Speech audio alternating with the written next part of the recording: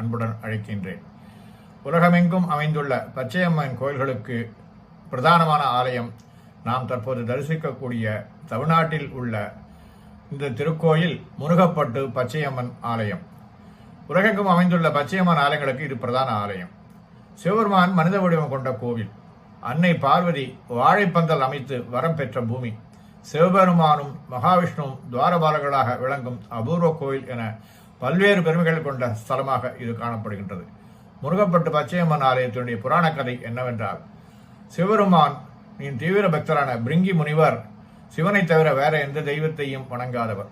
ஒரு சமயம் சிவனும் பார்வதியும் தேவர்களுக்கும் முனிவர்களுக்கும் காட்சி தந்த வேளையில் அங்கு வந்த பிரிங்கி முனிவர் வண்டு உருவம் கொண்டு சிவபெருமானை மட்டும் வலம் வந்து வணங்கி சென்றார். சிவபெருமானை லிங்க வடிவத்திற்கு பதிலாக மனித வடிவில் சிலா ரூபத்தில் காண முடிவது சிறப்பானது. இறைவன் 4 கரங்களோடு கீழ் வலது கரத்தில் சூலம், கீழ் இடது கரத்தில் கபாலம்,